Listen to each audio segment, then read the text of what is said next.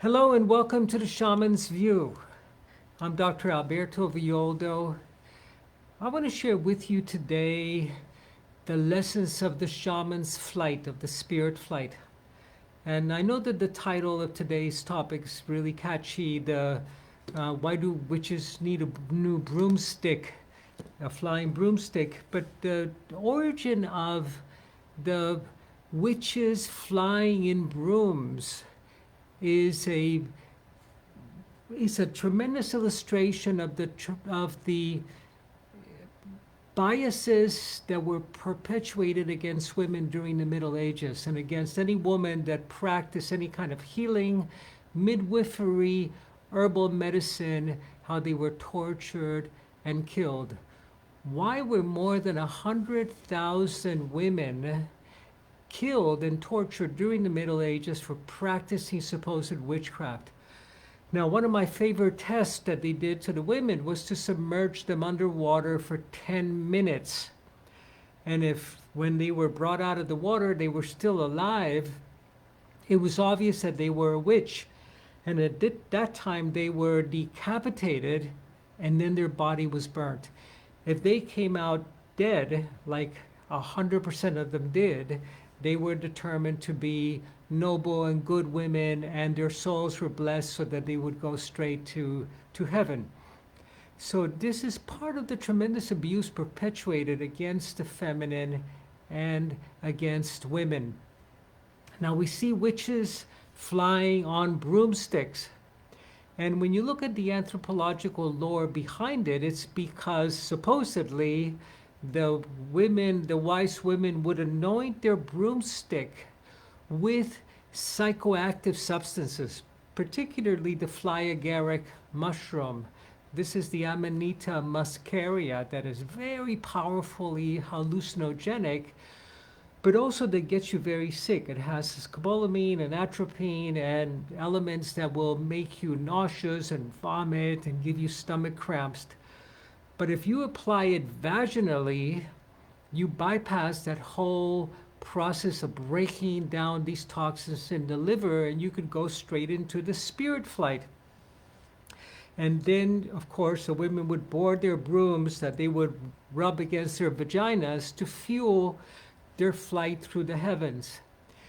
Now, you never hear of any of the men putting Amanita muscaria in their brooms and rubbing it against their testicles, which are equally as sensitive. No, not a single incidence of that. So here's a connection between sexuality, rubbing your vaginal walls with the mucosa of the vagina to be able to go into these states of flight, and of course taking your broom along with you, because this is the woman's tool. She is the housekeeper, the cleaner, the cook, and the sweeper. So she's got to take her tool with her into the spirit flight. Extraordinary, the depiction of the feminine, even when going into the most sacred of journeys, into the heavenly realms, having to bring her broom along. I really more prefer the Greek myth of the birth of the new feminine, of Aphrodite. And if you remember the Greek story of Aphrodite's birth, she is born when Cronus cuts his father's testicles off, cuts Uranus's testicles off, and throws them into the sea. And out of the froth and the foam, Aphrodite arises from the waters. The feminine comes from the water during this time that marked the change of an era, an epic change in eras of the rule of the feminine, of the sky gods, of Uranus. Uranus was the god of the sky. And as he loses his testicles and they're dropped into the feminine waters, into the oceans, Aphrodite, the goddess of beauty and of love, arises from the sea foam. And this is more, I believe, depicting accurately the process that we're going through in this tremendous transition in the planet, which is that we're coming to the end of the era of the masculine dominance, of the dominance of the sky gods, of the tyranny of the masculine gods that ruled the heavens. And we're coming back down to the earth, to the feminine gods, to the goddesses, to the divine mother that is Pachamama, that is Mother Nature, that is Gaia. And as we do so, we come into a new relationship with the earth, which we're really being summoned to do. But the story of Aphrodite's birth gives us a sense of what that transition is going to be like. First, it's going to require that we cut off the testicles that have been driving the testosterone-driven business ethic and exploitation of the earth and the abuse of the disempowered people and the few living at the expense of the many, that we really cut that source of testosterone off completely. And it's going to be bloody. It's not going to be easy. It's not going to be the birth of the divine feminine coming out of the waters that needs those testicles off. It's going to hurt. It's going to hurt our lifestyle and our social norms and the fabric of society that is already fraying in many different parts of the world as the disempowered and the classes that have been marginalized, including the women, are rising in protest and demanding a new relationship to society, to our bodies, to the earth. It's going to be bloody, and it's happening today. But the promise is that it's beauty and love that will emerge as a result of this process of tremendous change. It's amazing to me that during the Middle Ages, more than 100,000 women were tortured and killed because of practicing witchcraft, of wisdom, of practicing wisdom. Midwives were being killed, herbalists. And even today, you see that legacy among today's healers and shamans.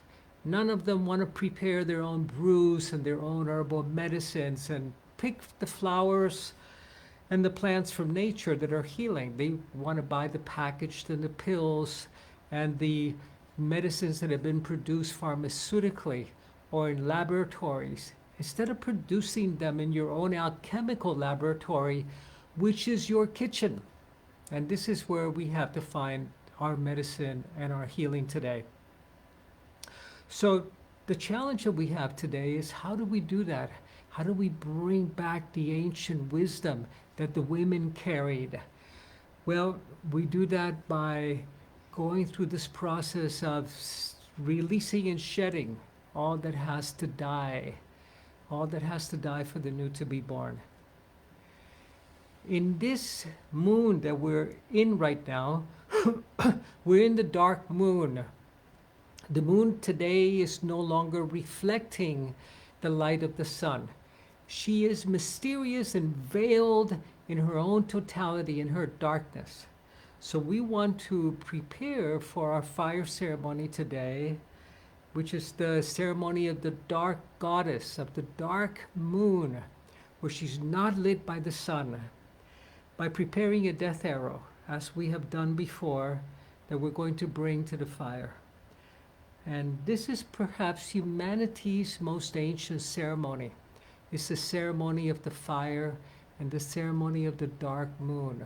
It's the ceremony of the deep feminine that is veiled, that is not exposing itself in the light, but is hidden, is cooking and brewing and seeding the potential that is going to be emerging as the moon becomes full and pregnant and full of life. So I'm going to invite you to take your death arrow and to blow into it any aspect of your life that you find is driven by the need to succeed, or for recognition, or for acknowledgement, or even to be someone, or even to do something important in the world.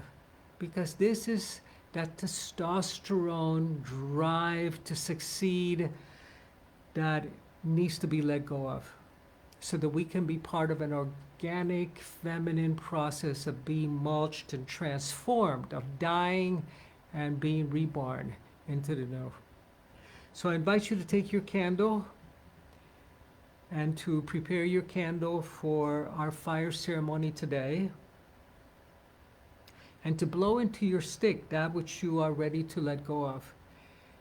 And I invite you to put it all into that death arrow, because it's all being taken away from us today. It's all being taken away. There are forces at play that are so much greater than we are individually. And we can either stay on top of the wave and ride it to where we're going, or we can be rolled in the wave. And still we're going to be spit out in the beach that we're going to be ending up at.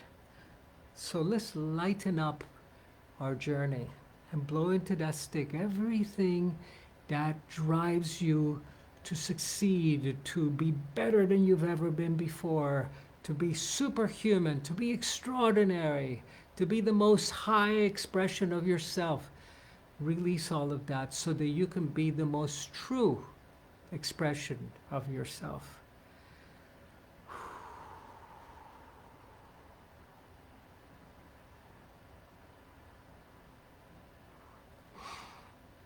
And let's put that in the fire.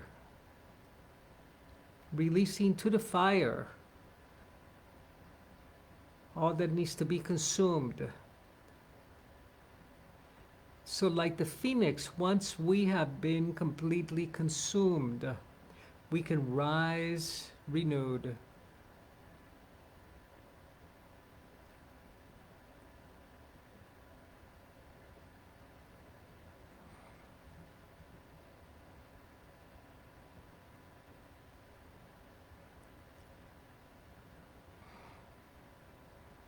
And I consulted the oracle today before our program. I consulted the oracle and pulled out these three cards.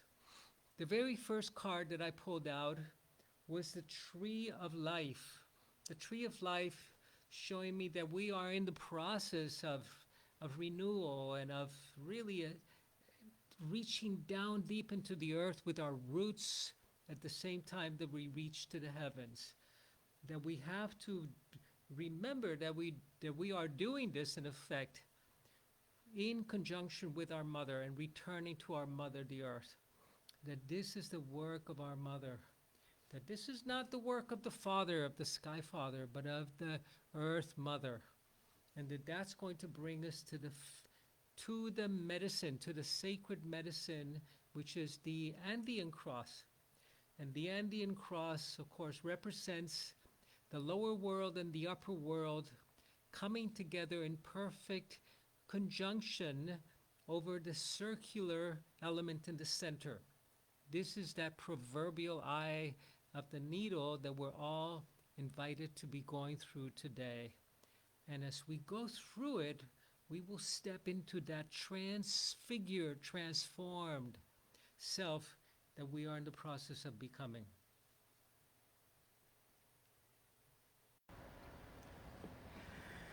So I invite you to do your fire tonight, to remember that we are in this process of the great transformation, to make our way back to the feminine, back to the wisdom, back to the mother.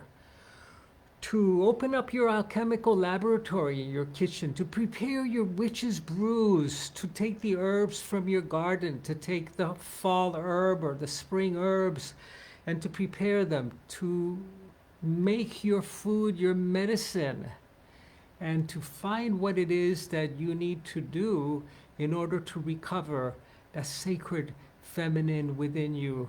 And remember that it is safe to do that today.